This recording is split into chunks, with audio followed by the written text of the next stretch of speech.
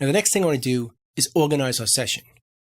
Now this is important, and I'm going to mention this a lot, is that one of the best ways of getting a great mix is mixing quickly. This way you can focus on what jumps out at you the most. Instead of getting lost on minor details, you could hear what other people are going to hear when they hear the song for the first time. So mixing quickly is very important. And one of the parts of that is organizing our session. This way we can see very quickly what everything is doing. So let's start by organizing our session. And the first way to do that is by renaming our tracks names that make more sense to us. Just because it makes sense to the producer or the engineer that recorded this song, we don't necessarily need all that detail. So starting with track names, you see our kick track is named Kick Take 4. For mixing purposes, we don't really care about take 4. This is the take we're going to use. So to see the name of the track very quickly, we want to keep this as short and concise as possible. So let's rename this track Kick. It's a lot easier to see what's going on. And the same thing for the snare. Sometimes engineers will put the take on there or the mic they used. We don't need that for mixing. Next we have the overheads. We could just name it overheads. And the room mic. Next we have the bass. Now the bass is recorded direct, but it's the only bass track we have. So for now, we can just call it bass. Then we have a guitar rhythm track, which again is take 4. We don't need that. Our guitar head, which is take 7. Let's get rid of that. Our sax, just call it sax. And our solo, guitar chords, and our Fender Rhodes, which we know is a Fender Rhodes, so let's just call it Rhodes. So now we can quickly see what's on each track. Kick, snare, overheads, room, bass, guitar rhythm, guitar head, sax, solo, chords, and Rhodes. So at a quick glance, we know what's going on. Now in addition to doing this, we should put our tracks in the order that make the most sense to us. The drums are pretty good, kick, snare, overheads, and room, and the bass. But what I can do with the rest of the tracks is order them based on when they come in the song. This way we can work from beginning to end, getting each track to sound good in the mix. So like these chords here, they come before the solo. So let's move it here. And the Rhodes track starts earlier in the song. So let's bring it up, just past the bass track. So now I have our Rhodes here, the guitar rhythm that plays in the beginning. Then our guitar head and our sax, which play at the same time. Then our guitar chords, then the solo. So again, makes it easy to mix when our tracks are in order of when they come in. And also based on what they play. We wouldn't put guitar tracks all over the session. But this will be a time saver as we work from beginning to end. The next thing we could do is color our tracks. Again, so we can quickly see what they're playing. So we'll start with our drums. Go to colors. And let's choose a color for our drums. Let's choose this one here. Now it doesn't really matter what we choose, as long as it makes sense to us and it stands out as being different from the other tracks. So for bass, let's choose blue. Or Rhodes, we'll do some kind of pink or magenta. The guitars right here, let's give them no color, so the dark gray. The sax will make red. And the chords will make gray as well. And our solo will make cyan. So it stands out what each track is doing. So at a quick glance, we know these are the drums, our bass, the Rhodes, some guitars, our sax, and our solo. It all gets us closer to mixing as quick as possible. The next thing I like to do is clean up our tracks. There's a lot of empty space over here where the tracks aren't playing. These tracks were all consolidated So they all started at the same spot and ended at the same spot as well. But for our purposes, that's a waste of space. Our hard drive is working harder than necessary, and it's also harder to see when each track is playing. By cutting it up or trimming these clips, it'll be clearer for us when they play or don't play. So let's start with the drums. Let's make the height of the waveforms as tall as possible. If you hold down Option on the Mac, Alt on the PC, and right drag to the right or the left, it makes the waveforms as tall as possible. So let's do this for now.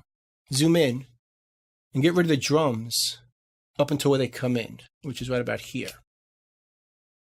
Do the same at the end, which is about here. This isn't destructive, so if we're cutting it off, we can always bring it back in. But by bringing the waveform as high as possible, I'm sure that we're not. Let's do our bass. Same thing.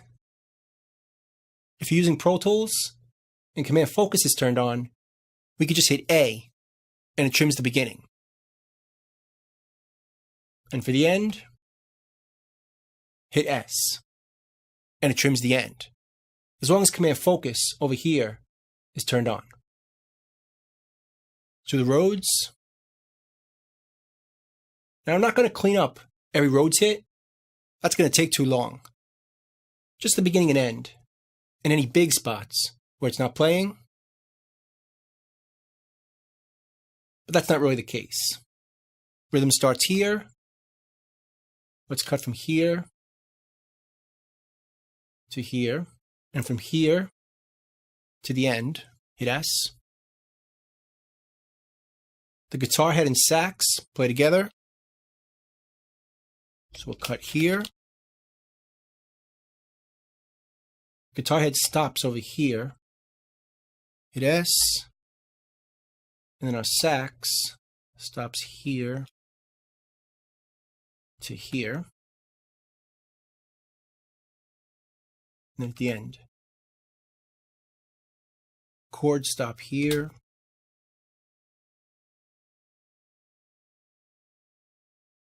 They don't start till here. And then from here to here. And the solo only plays here. So we'll start here to here. And to trim it, hit Command T on the Mac or Control T on the PC. And that trims it. So now, Option A on the Mac or Alt A on the PC brings it back out and it looks like this. It's a little less work on our hard drive, but more importantly, we can see where each track is playing. Rhythm isn't playing here, guitar head's not playing here, and the sax, solo comes in here. So it saves us a bit of time knowing when tracks are playing and when they're not. This session is not that big, so it's not as big of a deal, but with bigger sessions, it becomes even more important. But I still do it with these sessions with less tracks. It's still worth it, because at a glance, I can see when they're playing and jump right to those sections. Here's the solo, the chords, the sax, the guitar rhythm. Again, it saves a bunch of time. And finally, let's add some markers. This way we can quickly jump from section to section. So the song starts here. Let's make a marker. Now we haven't found the song's tempo yet, which is okay. We'll do that later. So for now, we're using minutes and seconds as our time frame. So if we change our tempo later, the markers are not going to move. So hit Enter and name this Intro.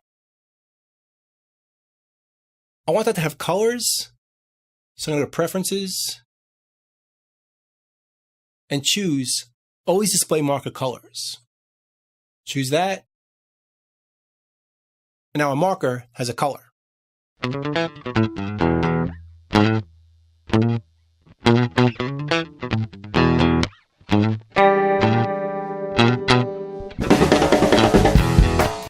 band comes in here.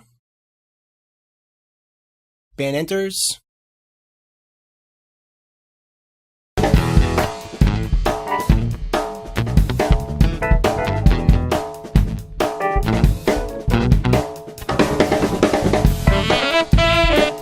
And here's the melody. Melody 1.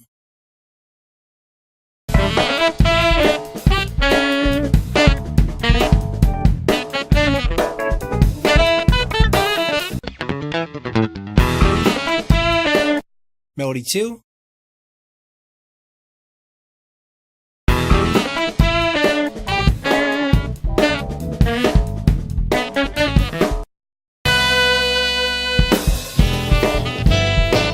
Now this is an alternate section.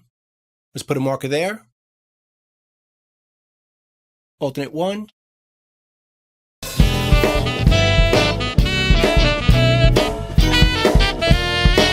Then we have a solo.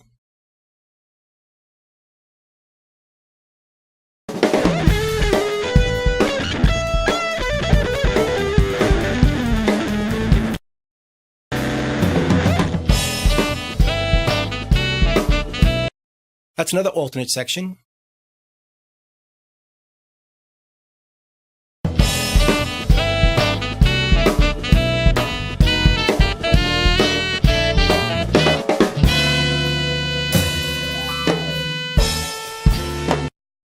Here's the outro.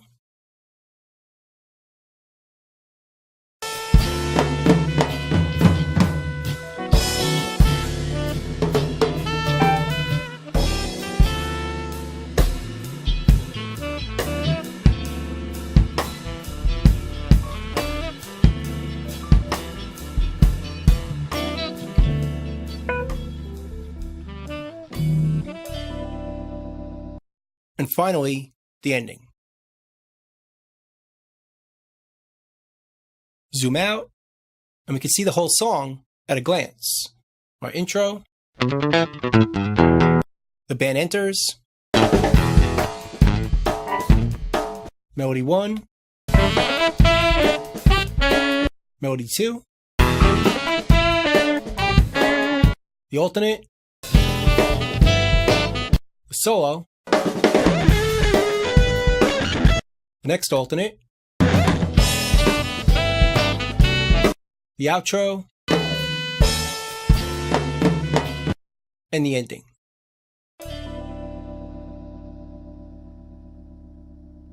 So again, it all leads us down the path of mixing quicker. So that's pretty much it for organizing our session. I think it's pretty organized. Let's move on and create a rough mix. Let's go.